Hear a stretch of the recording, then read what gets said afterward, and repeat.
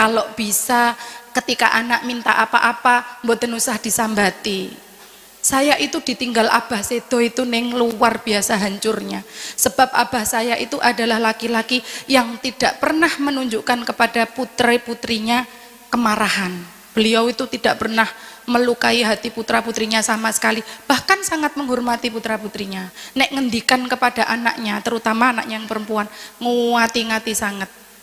Bahkan abah saya itu orang yang walaupun keadaannya sedang tidak punya uang, kalau sudah anaknya itu minta berkaitan dengan pesantren dan pendidikan, pasti langsung diberikan entah bagaimana caranya. Lek awak dewe mboten. Mama minta uang 10.000, gimana jawabannya? Duh. Bu iki gak duwe.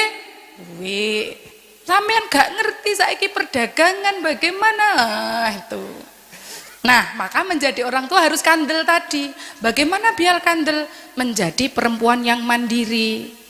Saya itu pertama datang ke Kudus jadi mantunya orang Kudus itu seneng banget karena dengar istilah Gus Jigang. Bagus ngaji dagang.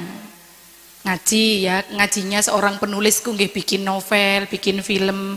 Kalau ning Nawal ngajinya nggih mimpin wilayah sak Jawa Tengah niki. Kalau saya ngajinya adalah bikin novel. Ning Aida ngajinya sekolah lagi, ngomong santri. Ngajinya orang kan masing-masing nggih berbeda-beda. Jenengan lek jadi bu guru berarti ngajinya mengajar. Jenengan lek jadi ibu rumah tangga ngajinya nggih ngomong putra-putrinya di rumah. Tapi yang penting kata Mbah Sunan harus ngaji. Bagus ngaji, kemudian yang terakhir apa Bu? Dagang. Dagang biar apa? Biar mandiri, biar kandel, biar artone kuatah, biar kalau putrane minta nopo-nopo mboten diketaki mawon. Ngoten nggih. Sampai kapan? Meskipun kita sudah tua tidak ada kata terlambat untuk mandiri. Ngoten nggih. Makanya di dalam peribahasa itu ada kalimat yang sangat bagus menurut saya. Kamu tidak perlu minta izin untuk terbang, sebab itu adalah sayapmu dan langit bukan punya siapa-siapa. Terbanglah yang tinggi, katanya seperti itu. Oke, sekarang kita masuk ke materi. Ini singkat mawon.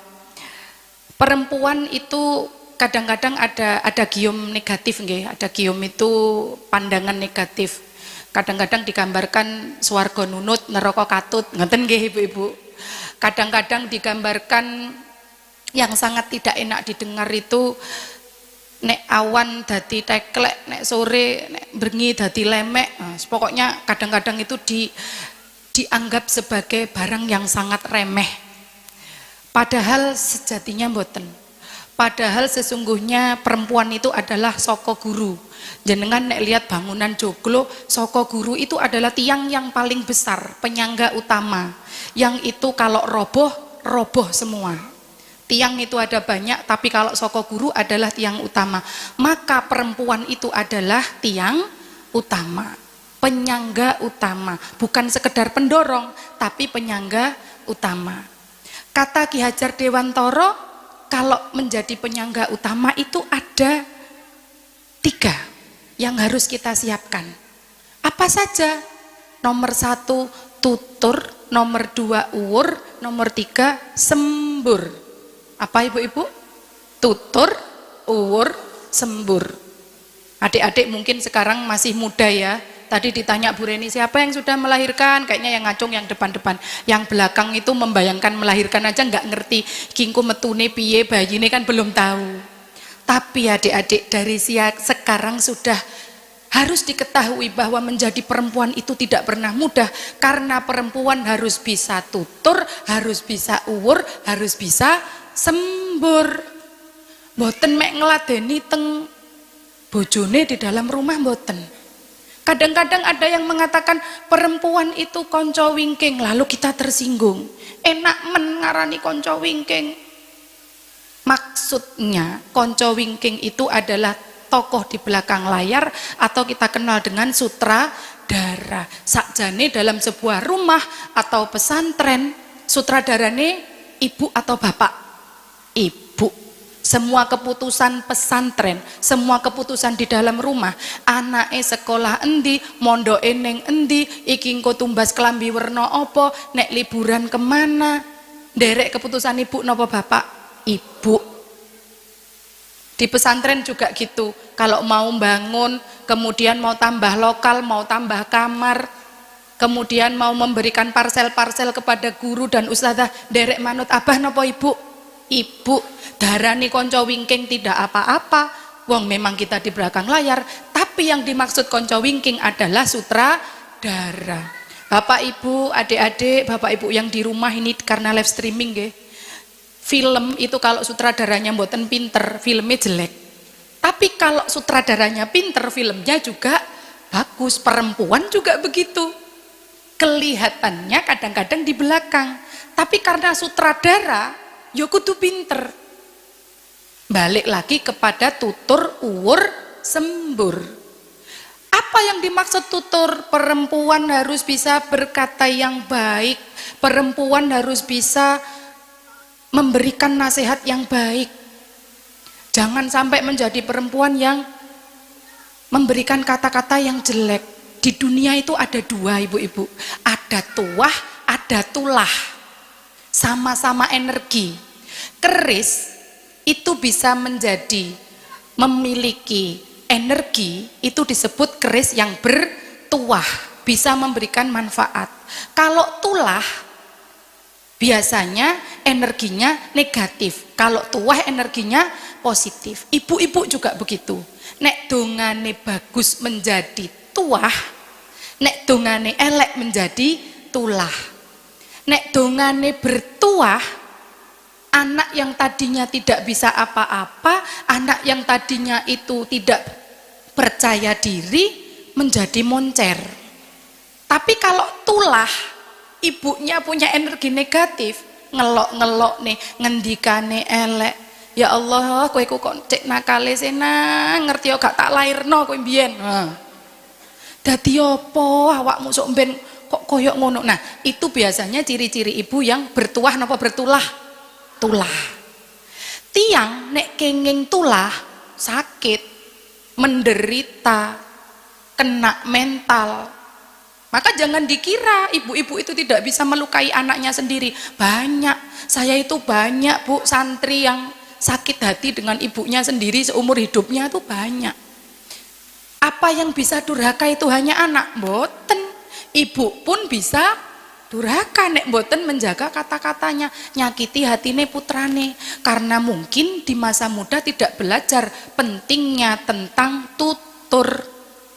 Jadi dari muda kita harus paham bahwa menjadi ibu harus pinter nopo tadi? Tutur. Sekarang uwur. Uwur niku nopo? Uwur niku nguwur-nguwuri itu loh ibu-ibu nggih, memberi. Baik itu materi ataupun itu barang-barang, mencukupi semua kebutuhan, menyekolahkan, memondokkan, membiayai. Jangan hanya melahirkan mantun ngoten dititip nombae, mentang-mentang anak adalah titipan dititipkan kembae. Nggih. Tapi harus bisa uwur, nyukupi semua kebutuhan anak. Nomor 1 tadi apa? Tutur. Nomor 2 uwur. Nomor 3 sembur. Sembur itu adalah doa. Nah, disinilah pentingnya anak ditaruh di pesantren. Soalnya kadang-kadang kita sebagai orang tua tidak bisa mendoakan anak sendiri. Yo saged, tapi sering nesune napa sering dongane ibu-ibu? Nesu. Nek pun nesu igit-igit gregeten. Nek bunyai kan boten, doanya untuk santri pasti bagus. Disitulah orang tua memondokkan anak. Tapi itu pun kita semua tetap harus belajar tentang sembur tadi. Bagaimana caranya mendoakan yang baik-baik. Bagaimana caranya mendoakan yang indah-indah untuk anak-anak. Bagaimana caranya memberikan motivasi untuk anak-anak. Ngoten nggih? Ada berapa tadi ibu-ibu? Ada 3, tutur, uwur, sembur. Kemudian Ki Hajar Dewantara juga mengajarkan kepada kita ada 4 hal. Ini juga bagus sebagai bekal. Ngaten nggih. Apa saja?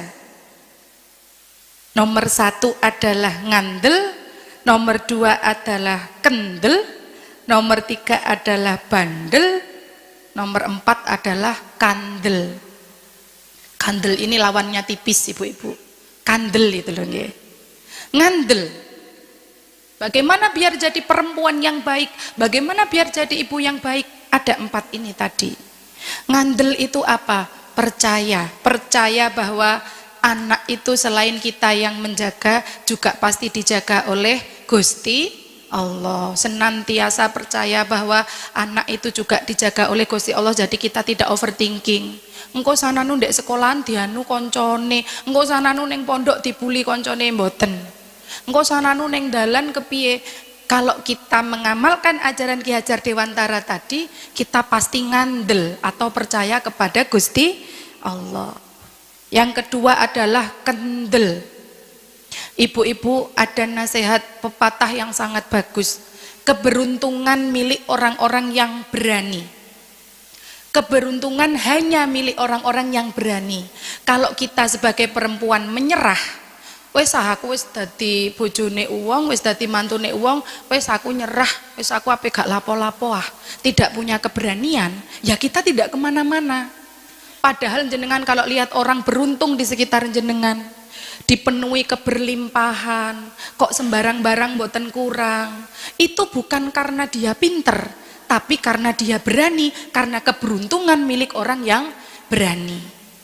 Contoh, saya ibu-ibu dulu mondok itu ya, selama 13 tahun itu selalu mendengar nasihat Imam Ghazali yang disampaikan oleh para kiai. Nasihatnya begini, nak, kalau kau bukan anak raja dan bukan anak ulama besar, maka menulislah. Nasihatnya seperti itu. Tapi tidak seorang pun menjelaskan maksudnya. Maksudnya nopo nggih? Kok bisa ada kalimat seperti itu? Rawuh. Nggih. Akhirnya sampai kemudian bertahun-tahun selama tinggal di pesantren itu, saya juga bingung ini kira-kira maksudnya apa ya?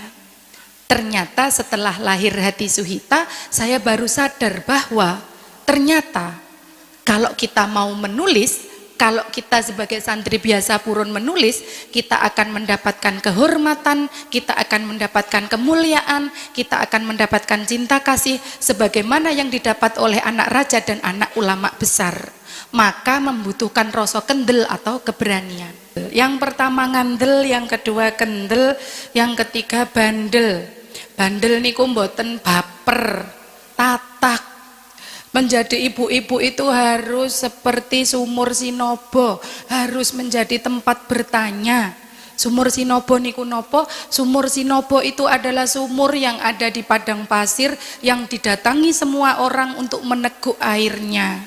Menjadi tempat bertanya putra-putrinya, menjadi tempat bertanya suaminya, menjadi tempat bertanya mertuanya dan keluarganya, bahkan masyarakatnya. Maka sumur ini harus jernih. Biar jernih bagaimana? Sering ditimba, sering diisi dengan ilmu-ilmu yang bermanfaat. Lawannya sumur Sinobo adalah sumur gemuling. Sumur gemuling niku sumur yang gelempang. Jadi ibu-ibu tidak boleh jadi seperti sumur gemuling. Sumur gemuling niku napa? Oversharing. Mangkel titik nyetori teng WA. Beten srek titik kali garwane nyetori teng WA. Dilaroi mertuane apik-apik, nulis status teng WA, cukup tahu. Nggih. Nyuwun napa-napa mboten dituruti kali mertuane, mara nyuwun status teng WA. Laki-laki yang masuk surga adalah yang loman kepada istrinya. Nanti mboten cocok kalah ipare, posting fotone dulur-dulure kandung, memang cuma mereka yang mengerti. Itu namanya sumur gemuling ibu-ibu, sumur yang gelempang. Nek gelempang mboten kenging diambil aire kutah-kutah butek. Padahal menjadi ibu harus menjadi sumur sinobo yang disobo semua orang. Dek iki piye yo kok enek kejadian ngene, sekedap Mas kula pikire kadose saene ngoten. Karena kita pinter. Bu iki piye yo Bu sekolahan kok ngene, Bu iki kok pondok ngene menurut sampean piye? Ngeten bah niki saene. Itu yang saya bilang bahwa perempuan adalah sutradara.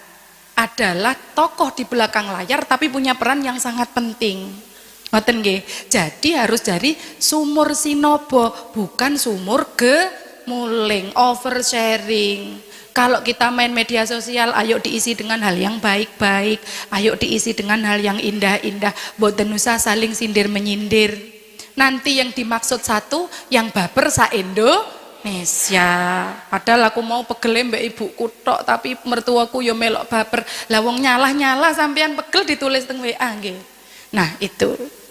Selanjutnya adalah kandel. Jadi nomor 1 tadi ngandel, kemudian kendel, kemudian bandel atau tatak atau tidak oversharing. Selanjutnya adalah kandel.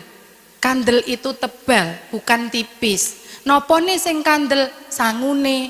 Sangu itu berbentuk apa? Berbentuk uang juga bagus, berbentuk apa itu? Kekuatan psikologis juga bagus, value. Menjadi ibu harus punya bekal yang kuat. Menjadi ibu harus punya bekal yang banyak, yang tidak tipis, yang tidak biasa-biasa saja. Harus memiliki kasih sayang yang seluas samudra biru, tidak gampang marah, tidak gampang muring-muring, kandel bekalnya. Kalau bisa ketika anak minta apa-apa, mboten usah disambati. Saya itu ditinggal abah sedo itu neng luar biasa hancurnya. Sebab abah saya itu adalah laki-laki yang tidak pernah menunjukkan kepada putri-putrinya kemarahan. Beliau itu tidak pernah melukai hati putra-putrinya sama sekali. Bahkan sangat menghormati putra-putrinya. Nek ngendikan kepada anaknya, terutama anaknya yang perempuan, nguati-ngati sangat. Bahkan abah saya itu orang yang walaupun keadaannya sedang tidak punya uang, kalau sudah anaknya itu minta berkaitan dengan pesantren dan pendidikan, pasti langsung diberikan entah bagaimana caranya. Lek awak dewe mboten. Mama minta uang 10.000, gimana jawabannya? Duh. Bu iki gak duwe. Sampean gak ngerti saiki perdagangan bagaimana itu. Nah, maka menjadi orang tua harus kandel tadi. Bagaimana biar kandel? Menjadi perempuan yang mandiri. Saya itu pertama datang ke Kudus jadi mantunya orang Kudus itu seneng banget karena dengar istilah Gus Jigang. Bagus ngaji dagang. Ngaji ya, ngajinya seorang penulisku nggih bikin novel, bikin film. Kalau ning Nawal ngajinya nggih mimpin wilayah sak Jawa Tengah niki. Kalau saya ngajinya adalah bikin novel. Ning Aida ngajinya sekolah lagi, ngomong santri. Ngajinya orang kan masing-masing nggih berbeda-beda. Jenengan lek jadi bu guru berarti ngajinya mengajar. Jenengan lek jadi ibu rumah tangga ngajinya nggih ngomong putra-putrinya di rumah. Tapi yang penting kata Mbah Sunan harus ngaji. Bagus ngaji, kemudian yang terakhir apa Bu? Dagang. Dagang biar apa? Biar mandiri, biar kandel.